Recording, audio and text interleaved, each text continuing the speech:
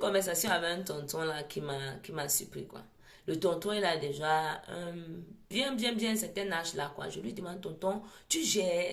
Ma bouche parfois ne me fait pas mal. Donc j'aime dire les choses moi comme je sens, comme je pense. Tonton, tu gères le matin là. C'est que les hommes quand même, hein, ça, la science nous dit que tous les jours ils ressentent un truc là. Ils sont debout. Tu gères ça comment? Le tonton me dit que c'est vrai que c'est pas facile, mais il lui arrive parfois de tomber. Je dis tomber où? Tonton, tomber comment? Il dit, tu vois, ça peut arriver, c'était un moment, je sais pas, une conférence, un programme, un truc, un séminaire, une famille. Tu vois, les femmes, tu ne comprends pas. Je tombe. Je dis, hein? Il dit, tonton, tu as tombé combien de fois? Tonton ne peut pas répondre. Il dit, tonton, au lieu de trop tomber comme ça, ce n'est pas mieux de te marier. Non, je veux vraiment celle que Dieu a prévue pour moi. Je veux vraiment celle que je veux. Mais dans le tombage, il oublie que la Bible dit que les deux deviennent un quand ils tombent. Donc toi qui passes le temps à tomber et retomber, mais tu fais les calculs pour te marier là. Tu t'es déjà marié comme ça dans le tombement. Oh. Tu es déjà marié dans le tombage que tu es tombé là. Voici la Saint-Valentin qui approche. Nombreux planifient même de tomber avant de se repentir.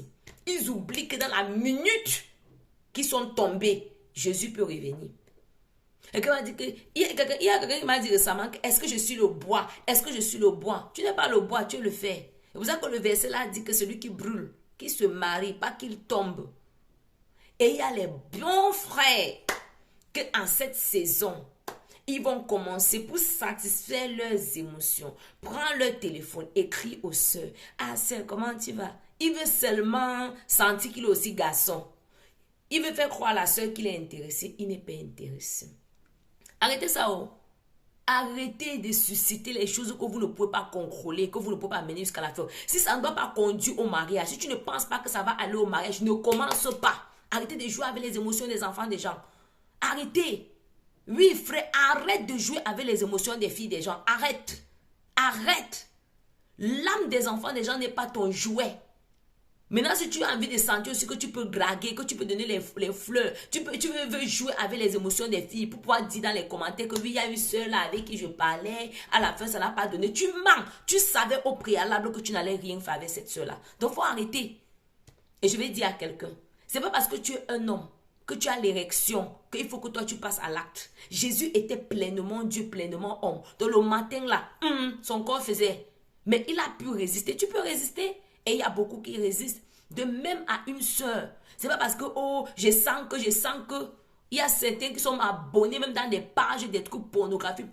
Plus que les non-chrétiens. Faut sortir de là, c'est péché. Donc, c'est pas parce que tu es célibataire et que ça a duré qu'il faut que tu pratiques certaines choses. Non, c'est pas pour toi. Tu es pas marié.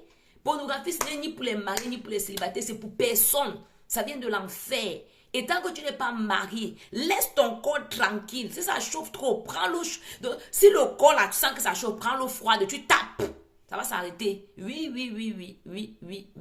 Arrête de tomber dans le péché. Arrête. Tu parles à ton corps, mon corps. Tu n'es pas dans la saison, il n'y a pas mari, allez reste tranquille. Mon corps, il n'y a pas femme, allez reste tranquille. Tu es esprit, tu peux soumettre ton corps au Saint-Esprit. Quelqu'un m'a dit que tu parles comme ça parce que je ne suis pas encore mariée et je sais que ça marche. Ça fait plus d'une dizaine d'années que je suis dans le Seigneur et la grâce, il m'a donné de ne pas tomber. Et j'ai dit plusieurs fois sur les réseaux, les débuts n'étaient pas faciles. Hein? Les débuts étaient difficiles. Oui, les débuts étaient difficiles. Mais le Seigneur accorde la grâce. Nous devons courir et crier vers lui. Ne permets pas que cette saison soit une saison dans laquelle tu te mélanges dans le péché. Une saison dans laquelle tu deviens un cochon. Une saison dans laquelle toi tu vis dans la fornication. Une saison dans laquelle toi tu dis que je fais un peu. Je viens demander pardon à Dieu, c'est ton camarade. Non, on ne joue pas avec le péché. Mais si tu fais un peu, la conséquence d'un peu là, tu es capable de supporter. Certaines personnes, on n'a pas le même niveau de grâce. Une soeur va aller, elle va revenir sans grossesse. Tu vas tenter, tu vas revenir avec le sida. Tu vas tenter. La grâce doit opérer dans ta vie à ce niveau. Tu vas tenter. Les liens d'abord dans lesquels tu vas embouber ta destinée. Tu vas encore avoir besoin d'un temps de jeûne et de prière que tu ne devrais jamais faire. Et comme ce n'est pas visible, on a l'impression que rien ne s'est passé. Ah, c'est comme quand tu pars chez le marabout. Il prend la lame, il dit qu'il te blinde, il peut te protéger. Il fait entrer les saletés dans ta vie. Comme tu ne vois pas.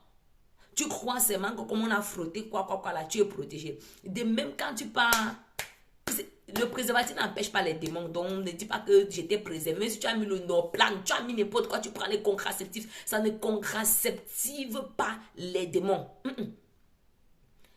Le sang, l'âme, il y a les échanges, les démons. Les démons de sa famille à lui viennent fortifier les démons de ta famille à toi pour bien combattre encore ta destinée. Tu as vu peut-être les gens faire et leur vie n'a pas eu de problème. Plutôt si tu as envie de faire, ta part aura plus de problèmes. Oui, en cette saison, fais confiance à Dieu. Arrivons tous au point où on peut dire, Seigneur, si tu ne le fais pas, je vais te servir jusqu'à la fin. Je vais vivre pour ta gloire. Parce qu'à la fin, marié, pas marié, au ciel, je ne serai pas marié avec lui. Je serai marié avec Christ parce que je suis déjà la fiancée de Christ. Tous, jouons ensemble, nous sommes fiancés à Christ. Au ciel, je vais regarder Dieu et lui dire que mon père, qu'est-ce qui avait manqué dans mon équation pour que sur la terre, je ne me marie pas. Mais au moins, meurs chrétien, meurs fidèle en Christ. Refuse de te compromettre à cause du mariage. Refuse de sombrer dans la pornographie, la masturbation, la fornication à cause du mariage. Jésus, il est worth it. Il mérite que tu passes par cette peine. Que tu arrêtes ton âme et tu dis à ton âme, mon âme fait confiance à l'Éternel. Je ne vais pas faillir à cause du plaisir de quelques minutes. Je vais lui faire confiance jusqu'au bout. Il mérite. Sois abondamment béni. Shalom.